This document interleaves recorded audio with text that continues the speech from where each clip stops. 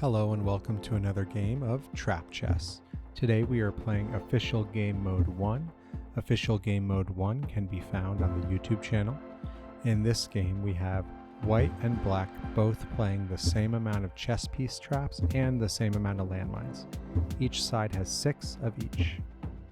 Landmines are hidden face down on the board. It's important when you lay your landmines to remember which ones you hid where. That way, during the game, you can set your opponent up to lose some pieces. Chess piece traps are hidden behind the chess pieces, so you are always able to see which one of your chess pieces is equipped with which trap. Here black used a chess piece trap equipped behind a knight. It was a bomb bishop, and they put the knight in the way of their opponent's bishop. So white took it and they lost their bishop.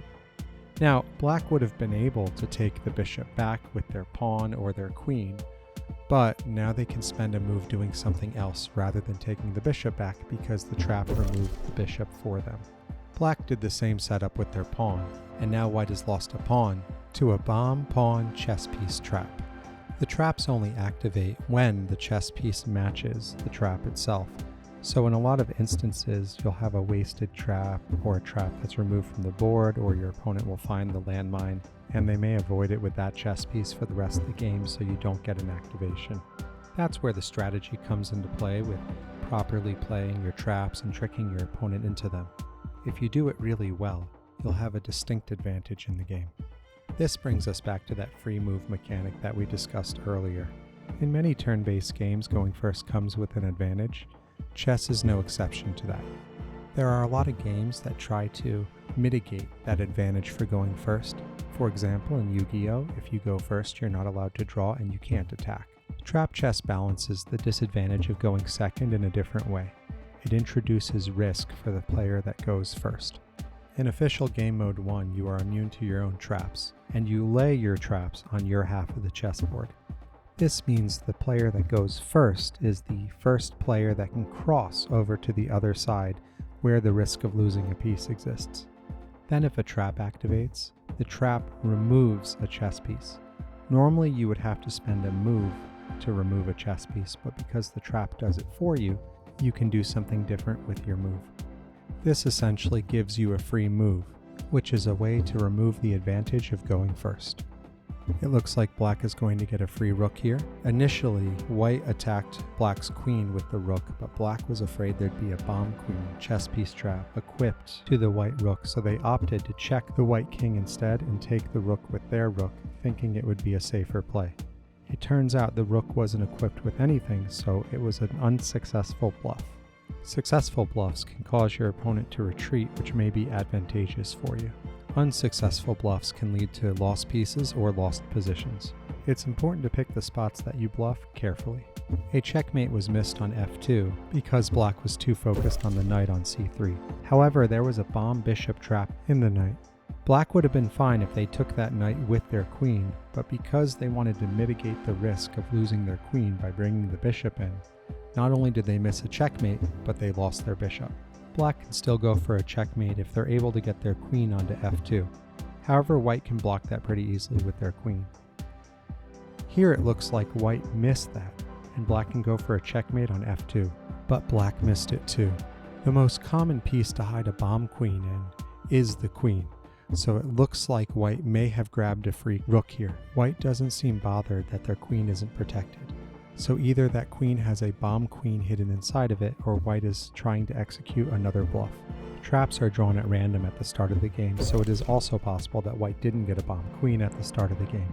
However, white takes the queen and finds that black had a bomb queen in theirs, and it shows that white also had a bomb queen hidden behind their queen. Both players had the same idea, and now the traps have pushed us into an endgame. We may see more activations in the endgame.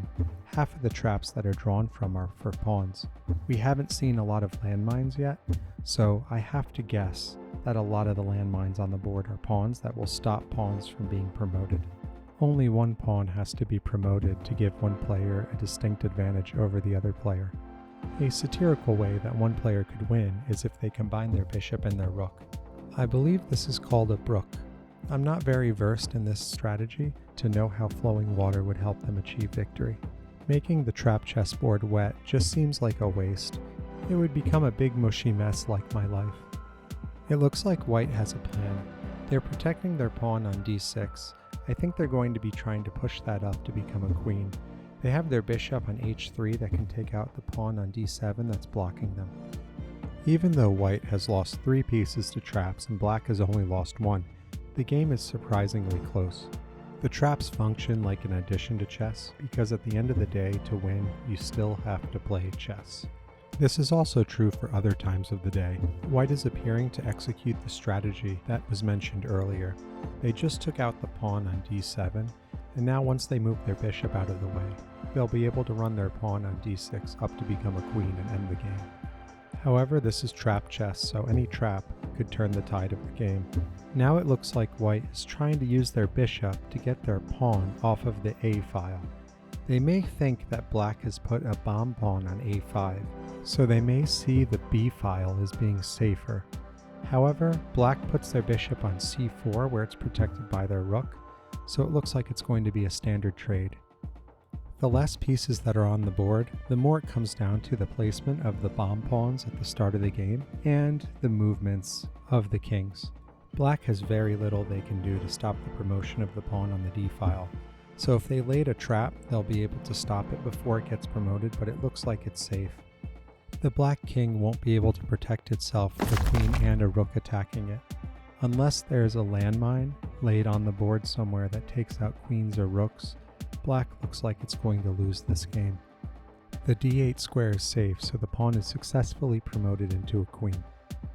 The pawn on f6 will provide black with a little bit of cover, but at this stage in the game it's just a matter of time until white checkmates black. This move by white seems very risky. Black easily takes the rook, and if they have a chess piece trap that removes queens, a bomb queen, in their rook, the queen will be lost when it takes it, and they do. So now it comes down to the pawns on the board and the kings. As I've said before, this is why the games on this channel are played to the end. You never know what would happen.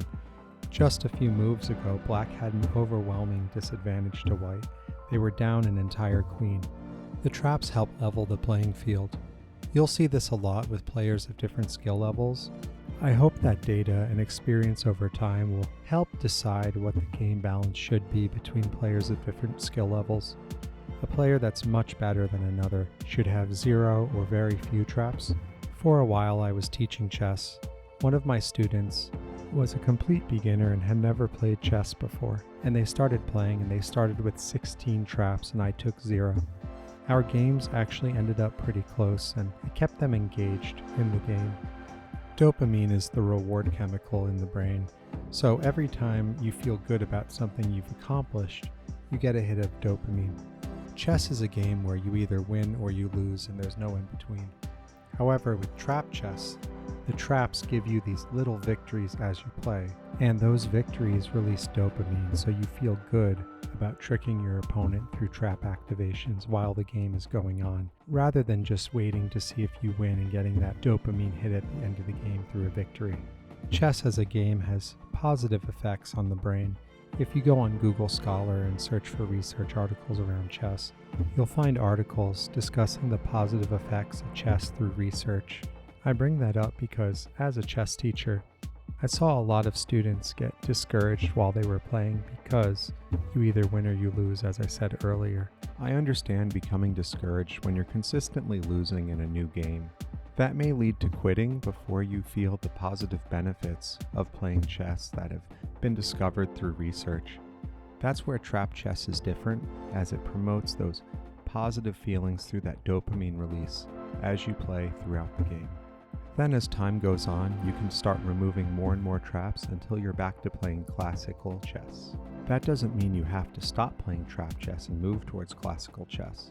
I just don't have any research on the differences between trap chess and classical chess in terms of positive mental health. That hasn't been researched yet because trap chess is new. A couple moves ago revealed that on the b7 square there is a bomb queen landmine. White moved their king there to use their king as a scout to make sure their queen would be safe on particular squares. Now that they know there's a bomb queen landmine on b7, they'll be sure to avoid putting their queen there. White promoted their pawn now to a queen, so it's only a matter of time until they checkmate the black king. There are only 2 bomb queen landmines and 2 bomb queen chess piece traps in the game that you can draw from at random. So here, white should feel pretty safe about the rest of the squares for their queen while they go for the checkmate. Black won't even get an opportunity to promote their pawn as it's taken by a bomb pawn landmine on h4. Black can only go for a stalemate at this point, but it looks like white is forcing them down by putting their queen on f5. So black is going to have to move their king to the 8th rank. It's only a matter of time. White just has to move their king a little bit closer, which they did, and on the next move they'll be able to checkmate black. Thank you for watching.